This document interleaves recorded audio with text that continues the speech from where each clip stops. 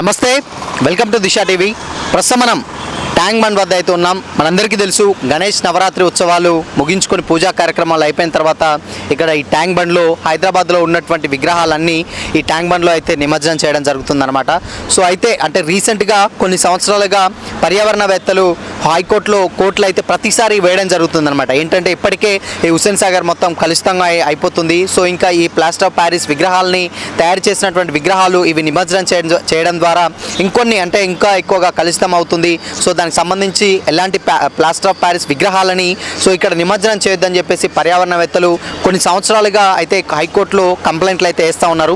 So అయితే ఏంటంటే అందులోనే భాగంగా ఈ సంవత్సరం కూడా ఎవ్రీ ఇయర్ వేసినట్టే ఈ సంవత్సరం కూడా హైకోర్టులో కేసు అయితే వేయడం జరిగింది. అయితే ప్రతి సంవత్సరం కూడా కోర్టు ఏం చెప్తుందంటే అంటే మీరు ఎప్పుడైనా కానీ ఇంత తొందరగా వెళ్తే అంటే ఫస్ట్ ఎప్పుడైతే నిమజ్జనం వేసినా కానీ ఒక 2-3 డేస్ ముందు చెప్తే ఇలాంటి ఎలా పాసిబుల్ అవుతుందని చెప్పేసి అయితే కోర్టు అయితే చెప్తూ ఉంది. సో అందులో భాగంగానే ఈ సంవత్సరం కూడా అలానే వేశారు. దానికి సంబంధించి అయితే సో ఇన్ని డేస్ అంటే దాదాపు ఇంకొక 3-4 రోజుల నుంచి నిమజ్జన కార్యక్రమాలు అయితే స్టార్ట్ అవుతాయి. కాబట్టి సో ఈ సంవత్సరం కూడా కుదరదు, కంప్లీట్గా దీంట్లో అంటే ట్యాంక్ బండ్లో అయితే నిమజ్జనం చేసుకోవచ్చు అని అయితే హైకోర్టు అయితే గ్రీన్ సిగ్నల్ అయితే ఇవ్వడం జరిగింది. సో ప్రస్తుతం మనం ట్యాంక్ బండ్ వద్ద అంటే మనందరికీ తెలుస్తుందో హైదరాబాద్లో మెయిన్గా అంటే ఏంటంటే ఖైరతాబాద్ గణేష్ కానీ అటు బాలాపూర్ గణేష్ కానీ ఇవి రెండు అంటే పెద్ద విగ్రహాలు అన్నమాట. హైదరాబాద్ సిటీలోనే మొత్తంగా ఈ రెండు అయితే పెద్ద విగ్రహాలు. దాంతోపాటే ఇంకా కొన్ని పెద్ద విగ్రహాలు అయితే ట్యాంక్ బండ్లో అయితే నిమజ్జనం చేయడం జరుగుతుంది. సో దాంట్లో అంటే మనకు ఆల్రెడీ మనం విజువల్లో చూస్తున్నాం, కంప్లీట్గా ఇక్కడ ఉన్నటువంటి ఏర్పాట్లు అయితే పూర్తవడం అయితే జరిగింది. ఇక్కడ పెద్ద బొమ్మలు అంటే విగ్రహాలని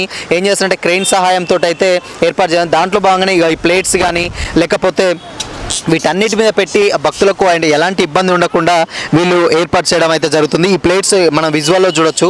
ఇందులో దీని మీద ఒక్కొక్క విగ్రహాన్ని వచ్చినటువంటి విగ్రహాలని దీని మీద పెట్టి క్రెయిన్ సహాయంతో దాంట్లో అయితే వేయడం అయితే జరుగుతుంది అనమాట. అంటే ప్రతి సంవత్సరం కూడా ఎవ్రీ ఇయర్ అంటే హుస్సేన్ సాగర్ చుట్టూ ఆల్మోస్ట్ అంటే దాదాపు ఒక దగ్గర ఒక 70-80 క్రెయిన్లతోటి ఒక 100 క్రెయిన్లతోటి అయితే ఈ విగ్రహాలని ప్రతి ఘాట్ వద్ద అంటే ఒక్కొక్క క్రెయిన్ నెంబర్స్ తోటి 1, 2, 3, 4 నెంబర్స్ ఇచ్చి విగ్రహాలు అంటే హుస్సేన్ సాగర్ చుట్టూ ఈ యొక్క పట్టీలు పెట్టేసి అయితే దీని మీద విగ్రహం అయితే నిమజ్జనం అయితే చేసే కార్యక్రమాలు మనకైతే ఎవ్రీ ఇయర్ మనం చూస్తూ ఉంటాం. సో అందులో భాగంగానే ఈ సంవత్సరం కూడా అక్కడ చూడొచ్చు ఆల్మోస్ట్ పెద్ద క్రెయిన్లు కానీ అక్కడ విజువల్లో చూసుకున్నట్లయితే హుస్సేన్ సాగర్ చుట్టూ కూడా క్రెయిన్లు అయితే దర్శనమిస్తున్నాయి. ఎందుకంటే పెద్ద విగ్రహాలు చాలా హెవీగా వస్తున్నట్టు విగ్రహాలని వాటితోటి మనుషులతో పట్టుకుపోవడం ఇబ్బంది అవుతుంది అని చెప్పేసి లోపలికి దిగిన ఎలాంటి ప్రమాదాలు జరగకుండా ఓన్లీ క్రెయిన్ సహాయంతో క్రెయిన్ మీద పెట్టి లోపలికి నిమజ్జనం అయితే చేసే చర్యలు అయితే మనం చూస్తా ఉన్నాం. అక్కడ విజువల్లో కూడా చూడొచ్చు దాదాపు ఒక 7-8 క్రెయిన్లు కూడా వరుసగా పెట్టి ఏ ఘాట్ కంటే భక్తులు